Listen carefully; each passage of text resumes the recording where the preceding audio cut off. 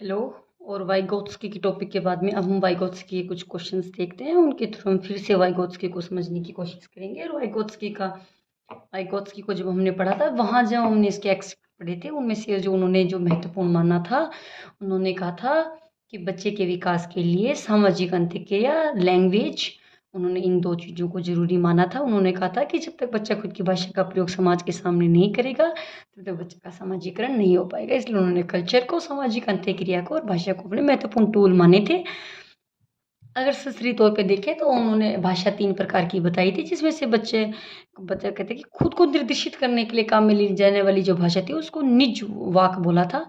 और वो भाषा 3 एज में स्टार्ट हो जाती है। ठीक है, आगे जब हम क्वेश्चंस पढ़ेंगे, क्वेश्चन के थ्रू हम उनको करने की कोशिश करेंगे कि किशोर अवस्था में सामाजिक विकास की विशेषता होती है कि जब बच्चा किशोर हो जाता है, अर्थात किशोर की हम बात करें तो बाल विकास में हमने पढ़ा था, जो किशोर की जो अवस्था होती है वो होती है हमारी 12 से 18 की। 12 से किशोर अवस्था की जो अवस्था, उसको स्टैनले हॉल ने बहुत अच्छा समझा है। बात करें हम सामाजिक विकास की, तो यानी कि बच्चे का कहीं ना कहीं नैतिक विकास हो रहा है। जहाँ कहीं ना कहीं नैतिक विकास हो रहा है, इसका मतलब बच्चों में कहीं ना कहीं सही गलत की भावना हो रही है। जब बच्चे को लगेगा उसके साथ कुछ गलत हो रहा है, तो वह उस चीज़ का विद्रोह करेगा, यानी कि उसका विरोध करेगा। और उसको ज़रूरत पड़ी तो उसका विद्रोह भी करता है, समूह का निर्माण करने लग जाता है। क्योंकि जब बच्चे का सामाजिक विकास से मतलब हो रहा है, तो सीधी सी बात है कि हम कहेंगे जब बच्चे का सामाजिक विकास होगा तो सामाजिक विकास हमेशा बच्चों का समूह में रह के ज़्यादा अच्छा होता है। जहाँ वाइगोत्स्की ने शिक्षा के क्षेत्र में अपना योगदान बताया था, तो उन्होंने बताया कि पीयर ट्यूटरिंग, सहयोग से बच्चा अच्छा सीखता है, सहपाठियों के द्वारा बच्चा ढंग से सीख पाता है। इसलिए जितना हो सके बच्चा से चर्चा करके बच्चों को सिखाना चाहिए, बच्चा अच्छा सीख पाता है, मैत्री भाव का विकास हो जाता है। इस टाइम बच्चे का एक किसी न किसी के प्रति, एक चाहे वो लड़का हो तो किसी एक लड़के के प्रति उसका अच्छा लगाव होता है। अगर लड़की है तो लड़के का लड़की के प्रति भी हो सकता है, और लड़के का लड़के के प्रति भी हो सकता है, लड़की का लड़के के प्रति भी हो सकता है। लेकिन इस टाइम जो भावना होती है, मैत्री भाव की भावना विकसित हो जाती है। तो किशोर अवस्था में सामाजिक विकास की जो विशेषता होगी, इसके उत्संस होगा उपरोक्त सभी। बालकों के सामाजिकरण कुछ सीमा तक उसके साथियों पर निर्भर करता है। जब सामाजिकरण की बात करते हैं, यानी कि बच्चा समाज में अपना कैसा व्यवहार प्रदर्शित कर रहा है, वो उसका जो हमारी भाषा में कहें तो उसका चाल चलन कैसा है, वो किस टाइप की चीज़ें सीख रहा है, वो अपने जीवन में क्या कर रहा है, तो कहीं ना कहीं उसके साथियों पर एक टाइम बाद में ये डिपेंड करता है। जैसे हमने हमारे अड़ोस पड़ोस में सुना होगा कि जब कोई लड़का कोई गलत काम करता है, तो उसके जो अड़ोस पड़ोस वाले होते हैं वो कहते हैं कि हाँ, इसको तो हमने भी उस फलाने लड़के के साथ देखा था, दिखड़े लड़के के साथ देखा था, वो लड़का तो है ही ऐसा, इसकी तो संगति खराब है। वहाँ हमारी संगति डिपेंड करेगी। जब हमारी संगति डिपेंड करेगी तो हमसे क्वेश्चन पूछे कि निम्नलिखित में से कौन सा कारक सबसे अधिक योगदान देता है सामाजिकरण में कुछ सीमा तक। अगर बात साथियों पर डिपेंड है, अगर अकेला सामाजिकरण होता तो हम ऑप्शंस देखते। अगर उसने स्पेशल साथियों का नाम बोला है तो सह शिक्षा बिल्कुल भी नहीं होगा। कक्षा में परिस्थिति अध्यापक उत्पन्न कर सकता है। जब कक्षा में शिक्षक परिस्थितियां उत्पन्न करता है तो बच्चा खुद के तर्क में विश्लेषण करता है, वहाँ उसका सामाजिकरण एक टीचर के निर्देशन में हो रहा है, यानी कि एक अध्यापक के निर्देशन में। वहीं पियाजे कहते हैं कि बच्चे के जो संज्ञानात्मक जो विकास है उसके लिए अध्यापक का होना जरूरी नहीं होता, लेकिन वाइगोत्स्की कहते हैं कि बच्चे का चाहे अध्यापक हो चाहे मित्र हो, उसका होना आवश्यक होता है। बालकों में अंत्यक्रिया की, हाँ, जब बिल्कुल बालकों में अंत्यक्रिया होगी तो उसका सामाजिकरण होगा, ये बात भी ठीक है। लेकिन उसने पूछा है कि सबसे अधिक योगदान क्या होगा, जब वो साथियों पर निर्भर करता है। जब हम इसकी बात करें, इस ऑप्शंस को हम समझने की कोशिश करें, तो हम इसको यूँ समझ सकते हैं कि समूह में विद्यार्थी की स्थिति क्या है। अगर मान लिया एक क्लास में 5 बच्चे इंग्लिश बोलने वाले हैं और वहाँ एक बच्चा हिंदी बोलने वाला आ जाता है, तो वह बच्चा खुद को उन बच्चों के बीच में थोड़ा अनकंफर्ट फील करेगा। ना तो वह अपनी बात उनसे कह पाएगा और ना वह उनकी बात को समझ पाएगा।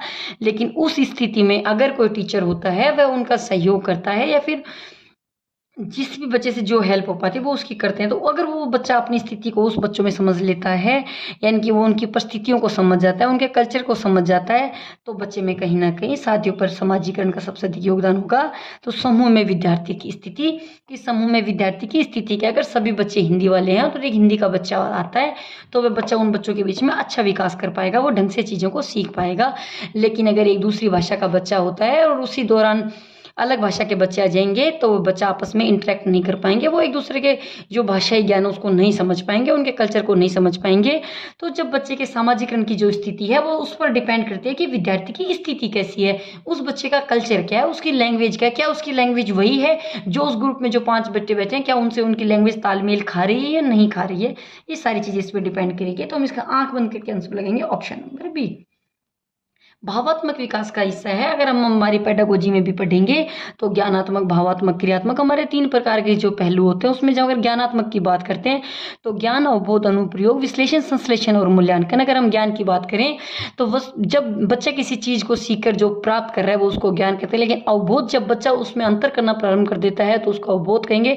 अनुप्रयोग जब बच्चा उन चीज़ों को अपने जीवन में उपयोग में ले रहा है तो उसको अनुप्रयोग कहेंगे। विश्लेषण मतलब किसी चीज़ को बच्चा अलग अलग टुकड़ों में यानी कि उसके सभी एस्पेक्ट्स को वो समझ पा रहा है तो उसको विश्लेषण कहेंगे। और उसके बाद संश्लेषण, जब जो बच्चों ने जिस चीज़ को जितने टुकड़ों में करके भेजा है उसको एक साथ संगठित का जो रूप होता है उसको हम संश्लेषित कहेंगे।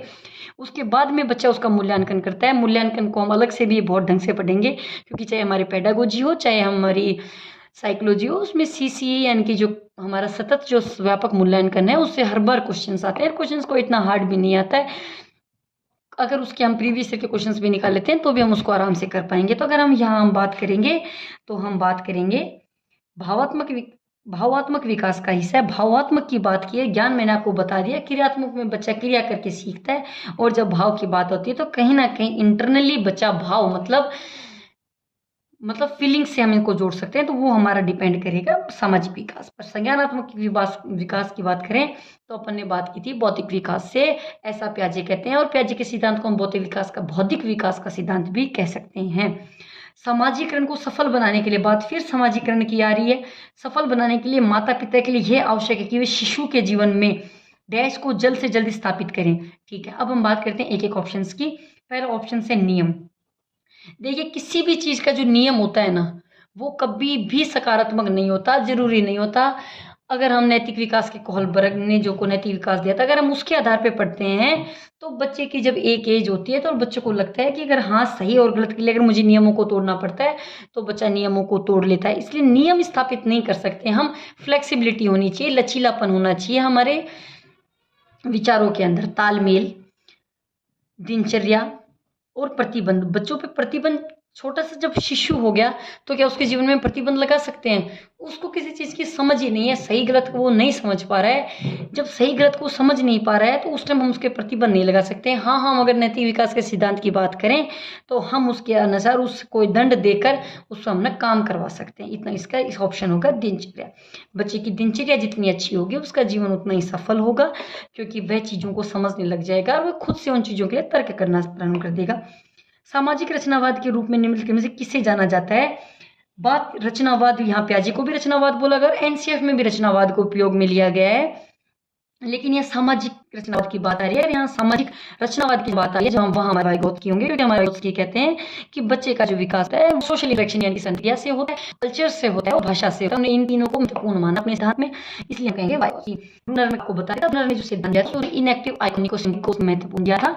और उसके बाद हम प्याजे की बात करें तो प्याजे ने जो सिद्धांत दिया था वो हमारे ज्ञान का सिद्धांत है। उसकी जो 4 व्यवस्थाएं थी वो हमने पढ़ी थी, उसके क्वेश्चन हमने कर चुके हैं।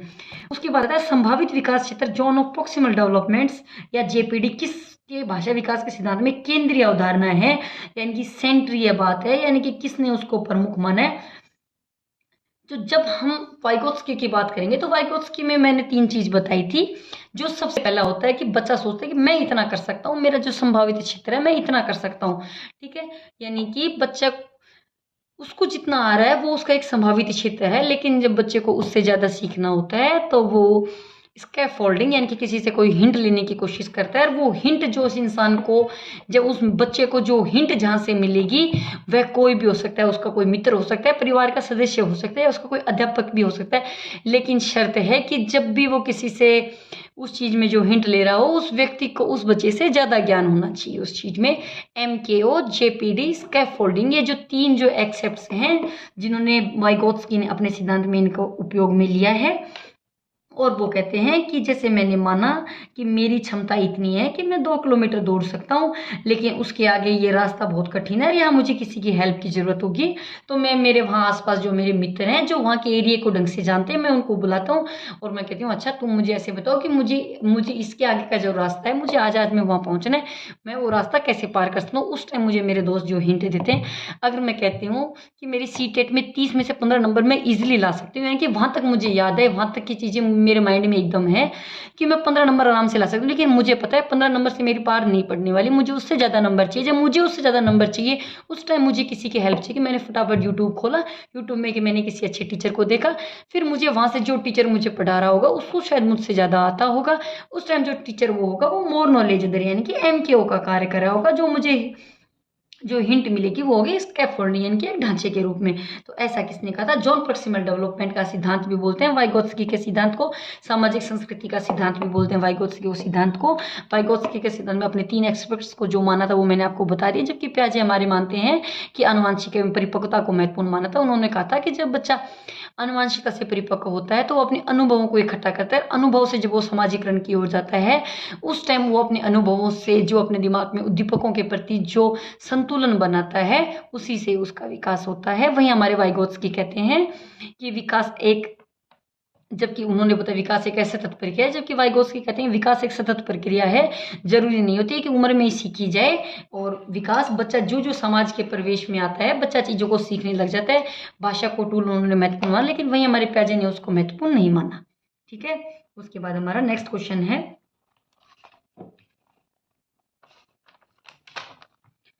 वाइगोत्स्की के अनुसार निम्नलिखित में से कौन सा उपकरण एक व्यक्ति संज्ञानात्मक विकास में सहायता प्रदान करता है?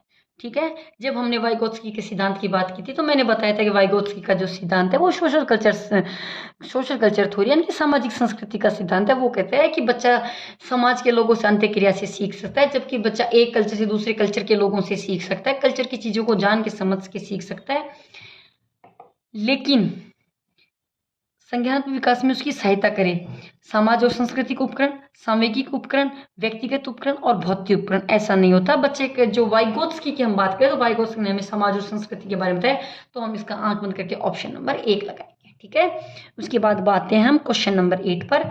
निम्नलिखित में से किसके मत के अनुसार, मत मतलब किसने अपनी राय दी थी कि ज्ञान की रचना में सामाजिक अंत्यक्रिया की भूमिका महत्वपूर्ण होती है?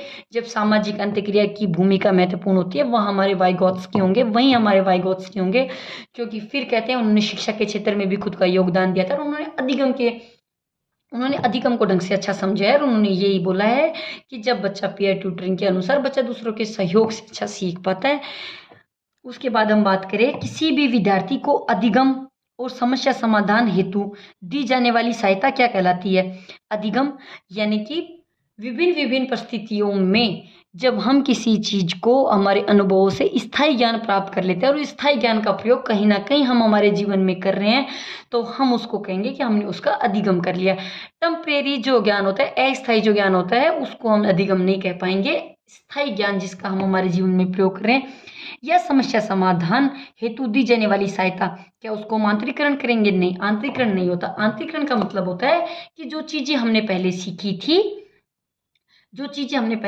थी उन चीजों के बाद में हमने जो दूसरी चीज सीखी उसमें हमें कोई दिक्कत नहीं हुई, हमने हमारे जो नए ज्ञान में पूर्व ज्ञान को यूं का यूं समावेशित कर लिया, तो उसको हम कहेंगे आंतरिकरण। जबकि अनुकूलन कहेंगे कि हम हमारे परिस्थितियों के अनुसार हम खुद को ढाल लेते हैं, हम कहेंगे उसको अनुकूलन। ये पियाजे के शब्द हैं, ये सब पियाजे ने काम में लिए। एजिमुलेशंस ये सब पियाजे ने काम में लिए हैं, लेकिन जब बात हम वाइगोत्स्की की कर रहे हैं और जब बात अधिगम की आ रही है तो हम बात करेंगे वाइगोत्स्की की। और वाइगोत्स्की ने कहीं ना कहीं उपयोग में लिया स्कैफोल्डिंग। और वाइगोत्स्की कहते हैं कि जब जेपीडी का जो क्षेत्र होता है, विकास संभवित क्षेत्र, वहां तक बच्चा इजिली खुद की सहायता कर लेता है, खुद के काम कर लेता है। लेकिन अगर जैसे ही बच्चा थोड़े से कठिन क्षेत्र में आता है, इस क्षेत्र में आता है, तो बच्चे को किसी हेल्प की जरूरत होती है। ये जो हेल्प होती है ये होती है इसकी स्कैफोल्डिंग, और लेकिन ये जो हेल्प होती है ये मिलेगी उसको MKO से यानी कि मोर नॉलेज अदर से, यानी कि जो उससे अधिक ज्ञान वाला जो बच्चा होगा, जरूरी नहीं है वो एक शिक्षक है, वो कोई भी हो सकता है। और स्कैफोल्डिंग हम वैसे भी याद रख सकते हैं, इसका उपयोग वाइगोत्स्की ने किया है, जबकि पियाजे ने जो आंतरिकरण का, अनुकूलन का, असिमुलेशंस का, स्कीमा का, स्कीम्स का, इनका उपयोग किया। मनोवैज्ञानिक वाइगोत्स्की कहाँ के थे? तो मनोवैज्ञानिक वाइगोत्स्की एक रूस के थे, जबकि हमारे पियाजे कहाँ के थे? स्विट्जरलैंड के थे। वाइगोत्स्की के अनुसार वह कार्य जो बालक अकेले के लिए अत्यधिक कुशल साथी की सहायता से करना संभव कहलाता है। जब हमने बात की थी कि व्यक्ति वह कार्य जो बालक अकेले के लिए अत्यधिक मतलब अकेले से वो कार्य नहीं हो पा रहा, लेकिन उसमें किसी कुशल साथी की सहायता होती है। आंख बंद करके ये इस चीज में है कि जब भी वाइगोत्स्की आए और वाइगोत्स्की कहीं भी हेल्पफुल चीज को दिखाए कि बच्चा किसी चीज की सहायता मांग रहा है, जब बच्चा सहायता मांग रहा है तो वह सहायता बच्चा किसकी सहायता से होती है, तो वो आसन विकास क्षेत्र से, जहां हमें उसकी हेल्प मिल रही है। ठीक है, वाइगोत्स्की के अनुसार बच्चे सीखते हैं जब पुनर्बलन प्रदान किया जाए। नहीं, पुनर्बलन का जो सिद्धांत था वो हमारे स्किनर ने दिया था, और स्किनर साहब कहते हैं कि पुनर्बलन दो प्रकार के होते हैं, सकारात्मक और नकारात्मक। बच्चे को सकारात्मक पुनर्बलन से भी, जैसे कि कई बार नकारात्मक पुनर्बलन भी जरूरी होता है। परिपक्व होने से, परिपक्वता को जो हम बात करेंगे तो ये बात करते हैं हमारे प्याजे साहब, और प्याजे साहब कहते हैं कि परिपक्वता और आनुवांशिकता बच्चे के विकास के लिए जरूरी होती है। बात करें हमारे अनुकरण की, तो हमारे अनुकरण की हम बात करते हैं तो हमारे प्याजे का जो सिद्धांत है उसमें उन्होंने जो 4 स्टेज बताई हैं, जो 4 स्टेज जो बताई हैं, उन्होंने जो पहली जो अवस्था बताई है सेंसर मोटर की जो अवस्था बताई, उसमें उसने बताया कि बच्चा अनुकरण करके सीखता है। ठीक है, वाइगोत्स्की के जो सिद्धांत है उसमें भी कहीं ना कहीं अनुकरण का भाव बिल्कुल होता है, क्योंकि वाइगोत्स्की भी यही कहते हैं कि जब बच्चा समाज से मिलता है तो वो समाज से चीजें सीखता है और इन चीजों को ही अपने जीवन में ढालता है, तो वह भी वो अनुकरण की बात करते हैं। लेकिन यहाँ हम वाइगोत्स्की जब हमें स्पेशल दे दिया गया तो हम वही ऑप्शन चूज करेंगे जहाँ वाइगोत्स्की के सिद्धांत की बात ज्यादा हो रही हो, वयस्क और समवयस्कों के साथ परस्पर क्रिया से, यानी कि वयस्कों और समवयस्क प्रक्रिया से। तो वाइगोत्स्की कहते हैं कि जब बच्चा सीखता है तो बच्चा इंटरेक्शन से सीखता है, बच्चा अंत्यक्रिया से सीखता है, और जहां अंत्यक्रिया आ जाए वहां आंख बंद करके हम वाइगोत्स्की को ही चुनेंगे। वाइगोत्स्की की जेपीडी, एमके स्कैफोल्डिंग, ये 3 उसके जो मुख्य वो हैं टूल जो दिए थे वो उन्होंने दिए थे। सामाजिक अंत्यक्रिया का सिद्धांत दिया था, लैंग्वेज दिया था और कल्चर दिया था, और उन्होंने कहा था कि बच्चा वाइगोत्स्की कहते हैं कि जो बच्चा होता है वो अपने समाज के चीज़ों से जरूरी नहीं है वह अंत्यक्रियाओं से सीखता है, वो अलग कल्चर की चीज़ों से भी बच्चा सीख सकता है। जबकि हमारे प्याजे साहब कहते हैं कि ऐसा नहीं होता, बच्चा खुद का विकास खुद करता है, खुद के मानसिक स्तर के हिसाब से करता है। जबकि हमारे वाइगोत्स्की साहब कहते हैं कि बच्चा परिस्थितियों के हिसाब से करेगा, बच्चा जब समाज में आएगा। जबकि हमारे प्याजे साहब कहते हैं कि बच्चे के विकास, संज्ञानात्मक विकास के लिए भाषा जरूरी नहीं है। जबकि हमारे वाइगोत्स्की जी कहते हैं कि भाषा जरूरी है। जब तक बच्चा, भाषा जरूरी नहीं, जब तक बच्चा के पास भाषा का ज्ञान नहीं होगा तब तक उसका समाजीकरण नहीं होगा, क्योंकि भाषा को हम संप्रेषण का सबसे अच्छा साधन बताते हैं। और जब भाषा संप्रेषण का सबसे अच्छा साधन ही बच्चे के पास नहीं होगा तो उनका जो सिद्धांत है सामाजिक संस्कृति का सिद्धांत, तो बच्चा समाज के लोगों में बैठ नहीं पाएगा, अपनी बात रख नहीं पाएगा, और जब तक अपनी बात रख नहीं पाएगा जब तक उसकी उस समझ पैदा नहीं कर पाएगा। इसलिए हम वाइगोत्स्की को सिद्धांत को यहीं खत्म करते हैं। इसके बाद में जो हम चर्चा करेंगे वो करेंगे हमारे कोहलबर्ग की, और कोहलबर्ग का सिद्धांत, फिर उसके क्वेश्चंस पढ़ेंगे। ओके, आज की क्लास हम यहीं समाप्त करते हैं। Thank you.